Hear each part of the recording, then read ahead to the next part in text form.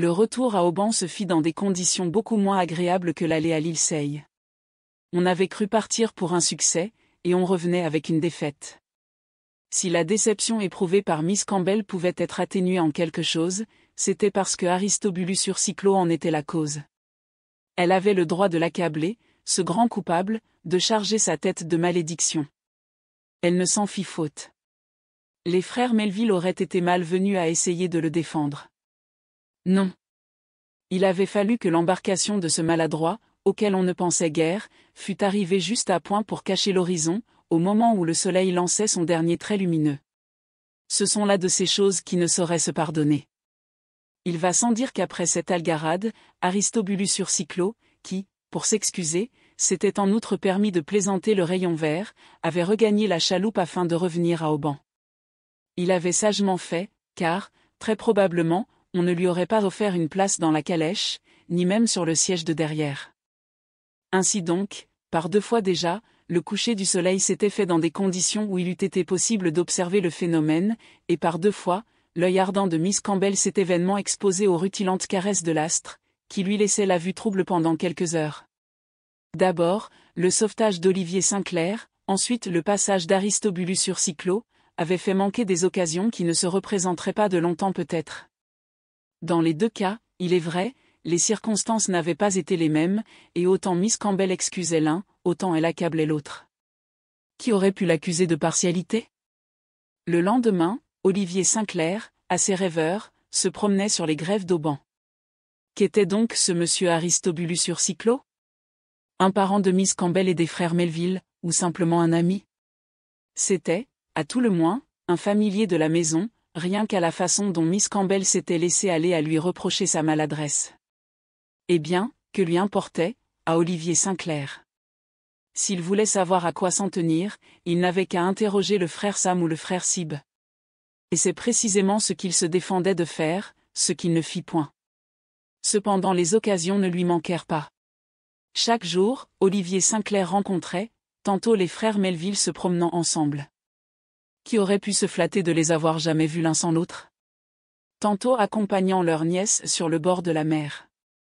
On causait de 1000 choses, et plus particulièrement du temps, ce qui, dans l'espèce, n'était point une manière de parler pour ne rien dire. Retrouverait-on jamais une de ces soirées sereines, dont on guettait le retour pour revenir à l'île Seille? On pouvait en douter.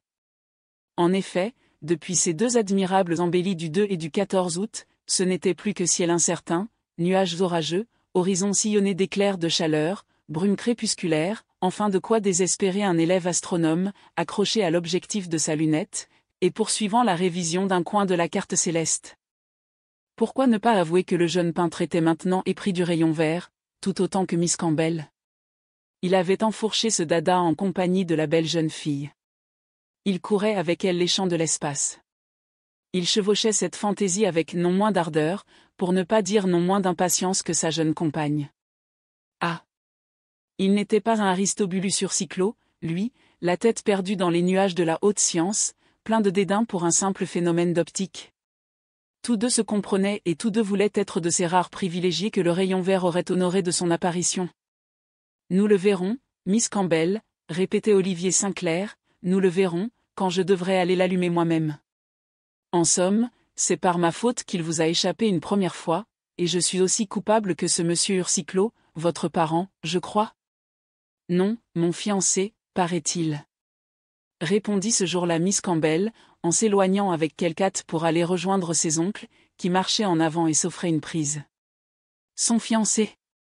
Il fut singulier, l'effet que produisit sur Olivier Sinclair cette simple réponse, et surtout le ton dont elle avait été faite.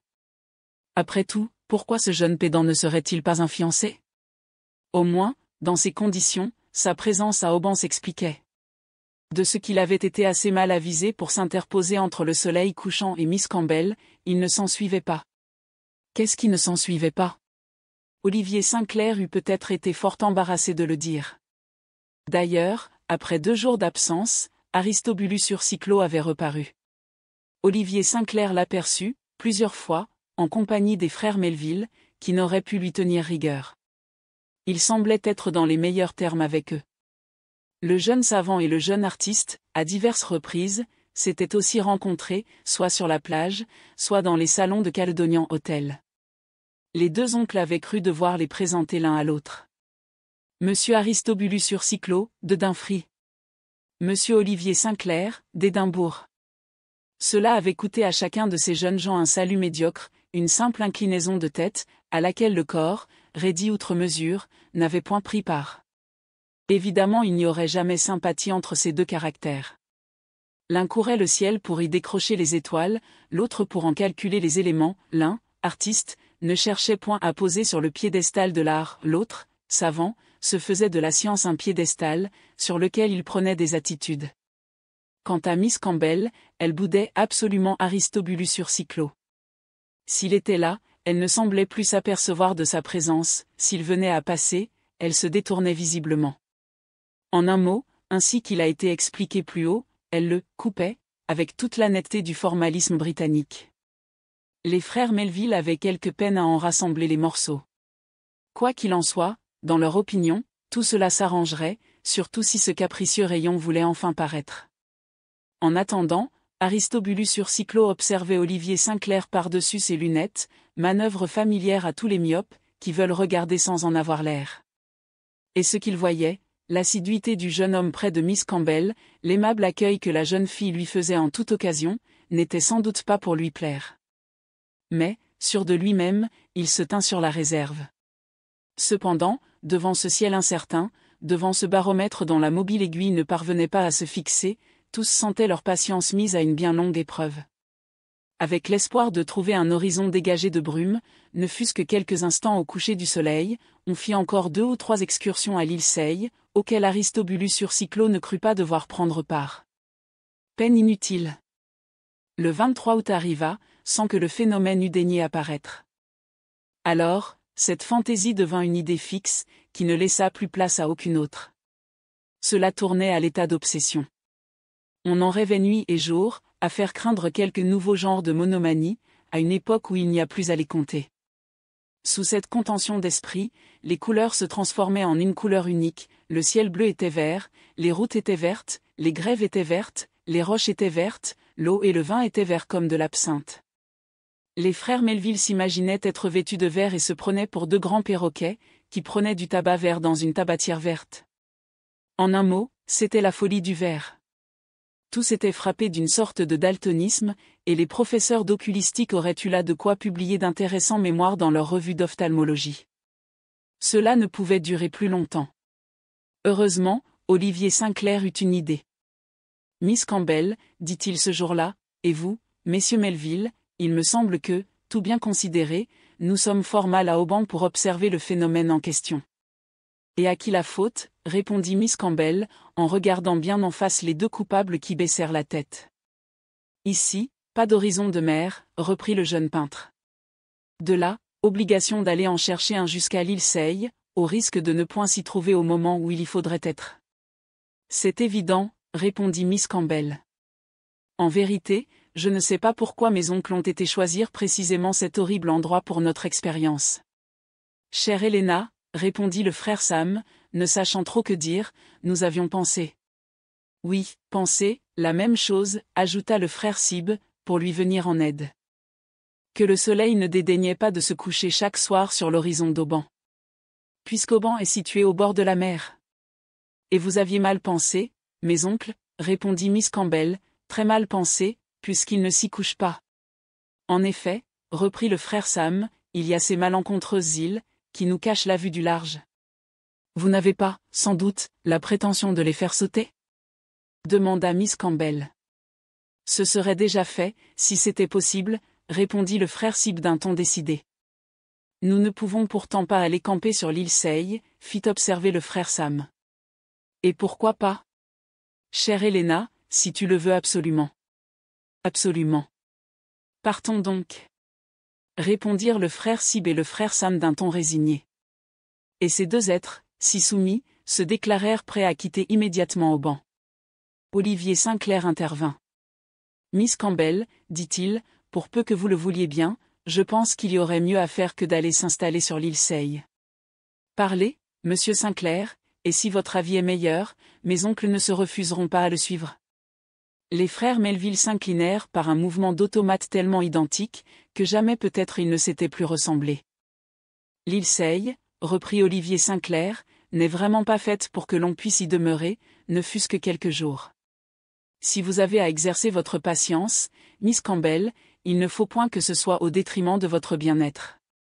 J'ai observé d'ailleurs qu'à Seille la vue de la mer est assez bornée par la configuration des côtes.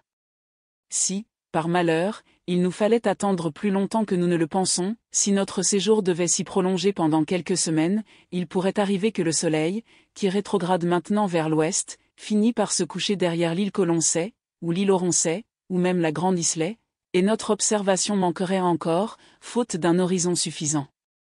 En vérité, répondit Miss Campbell, ce serait là le dernier coup de la mauvaise fortune. Que nous pouvons peut-être éviter en cherchant une station située plus en dehors de cet archipel des Hébrides, et devant laquelle s'ouvre tout l'infini de l'Atlantique. En connaîtriez-vous une, monsieur Sinclair demanda vivement Miss Campbell. Les frères Melville étaient attachés aux lèvres du jeune homme. Qu'allait-il y répondre? Où diable la fantaisie de leur nièce allait-elle finalement les entraîner? Sur quelle limite extrême des continents de l'ancien monde devrait-il se fixer pour satisfaire à son désir? La réponse d'Olivier Sinclair eut pour effet de les rassurer tout d'abord. Miss Campbell, dit-il, non loin d'ici, il y a une station, qui me paraît présenter toutes les conditions favorables. Elle est située derrière ces hauteurs de Mull, qui ferment l'horizon dans l'ouest d'Auban.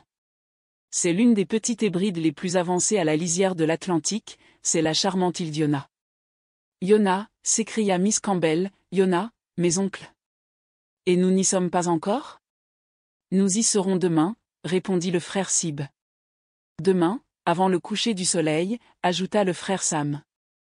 Partons donc, reprit Miss Campbell, et si, à Iona, nous ne trouvons pas un espace largement découvert, sachez-le, mes oncles, nous chercherons un autre point du littoral, depuis John O'Groats, à l'extrémité nord de l'Écosse, jusqu'au Land's End, à la pointe sud de l'Angleterre, et si cela ne suffit pas encore.